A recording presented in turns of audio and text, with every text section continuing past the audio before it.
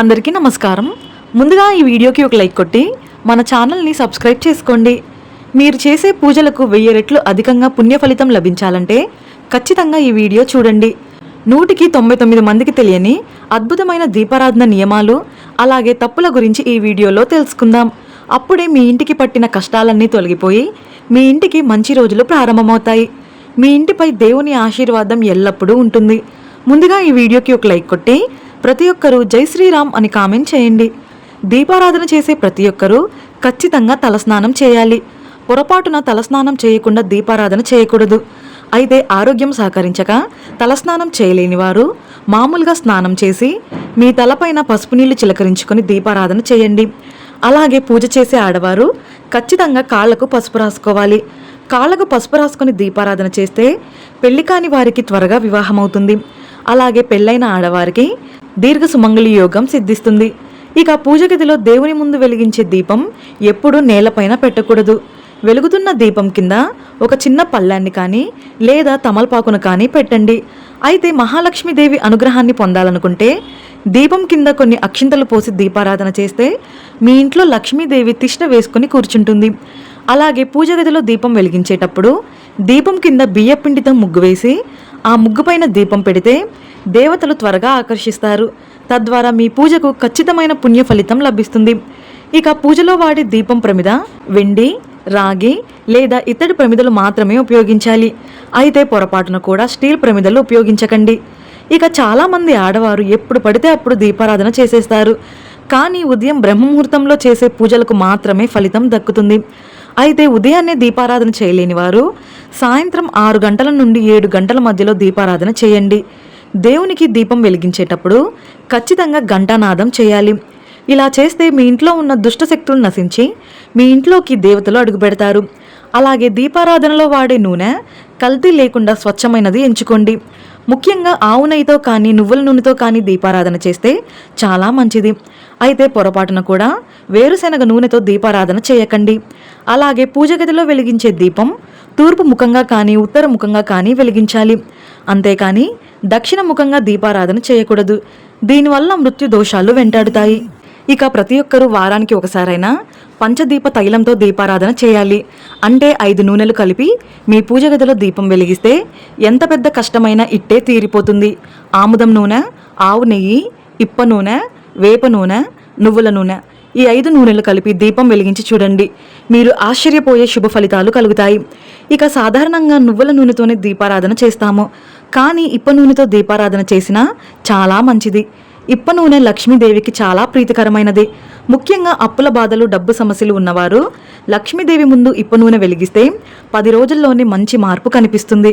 అలాగే మీ పనుల్లో పదే పదే ఆటంకాలు ఎదురవుతుంటే మీ పూజ గదిలో ఉన్న గణపతి ముందు కొబ్బరి నూనెతో దీపం వెలిగించండి.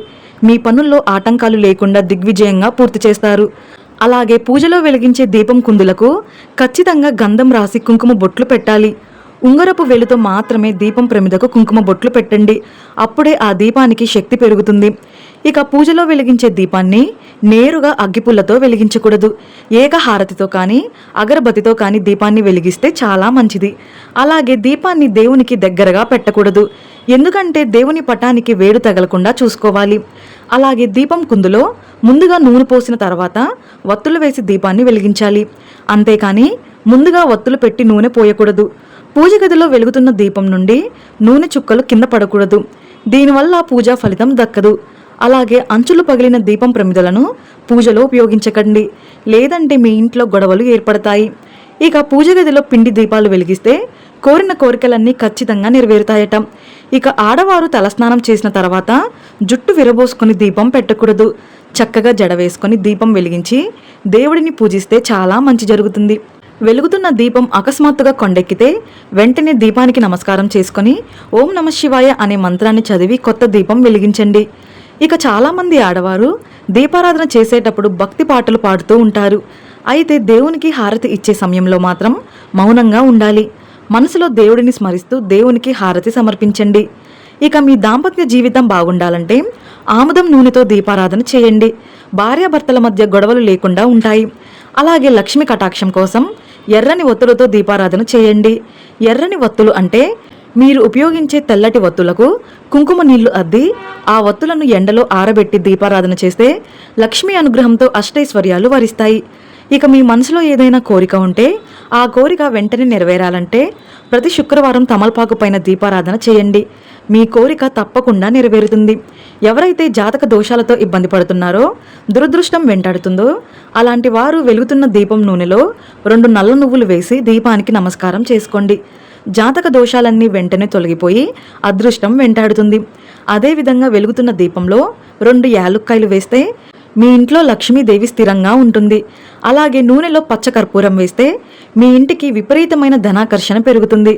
అలాగే శత్రువుల భయంతో ఇబ్బంది పడేవారు నూనెలో 2 లవంగాలు వేసి దీపారాధన చేయండి. అలాగే గణపతి ఫోటో ముందు జిల్లేడు వతులతో దీపారాధన చేస్తే అప్పుల సమస్యలన్నీ వెంటనే తీరిపోతాయి. అదేవిధంగా జాతకంలో శని దోషాలు ఉన్నవారు నువ్వుల నూనెతో దీపారాధన చేయండి. జాతక దోషాలన్నీ తొలగిపోతాయి. ఇక ఇంట్లో పూజ పూర్తయిన తర్వాత ఖచ్చితంగా 3 ప్రదక్షిణాలు చేయాలి. అప్పుడే మీ పూజకు సంపూర్ణ పుణ్య ఫలితం దక్కుతుంది. ఇక ఒకసారి పూజ గదిలో దీపం వెలిగించిన తర్వాత ఆ దీపాన్ని ఎట్టి పరిస్థితుల్లోనూ పక్కకు జరపకూడదు. అలా జరిపితే మీ కుటుంబంలో అనారోగ్య సమస్యలు పెరుగుతాయి. ఇక పూజ గదిలో వెలిగించే దీపానికి ఎంత శక్తి ఉంటుందో ఇంటి ముందు గుమ్మం వద్ద వెలిగించే దీపానికి కూడా అంతే శక్తి ఉంటుంది. ప్రతి శుక్రవారం సాయంత్రం సమయంలో ఇంటి గుమ్మం ముందు 2 దీపాలు వెలిగిస్తే మీ ఇంట్లోకి వెంటనే లక్ష్మీదేవి అడుగు పెడుతుంది. ఇక ప్రతినిత్యం తులసి కోటలో దీపారాధన చేస్తే 33 కోట్ల మంది దేవతల ఆశీర్వాదం లభిస్తుంది. ఎవరైతే తులసిని పూజిస్తారో అలాంటి వారికి వైకుంఠ ప్రాప్తి కలుగుతుందట. విపరీతమైన డబ్బు సమస్యలు, అప్పుల సమస్యలతో బాధపడేవారు ప్రతిరోజు తులసి మొక్కకు 5 ప్రదక్షిణాలు చేయండి. మీ ఆర్థిక సమస్యలన్నీ వెంటనే తీరిపోతాయి.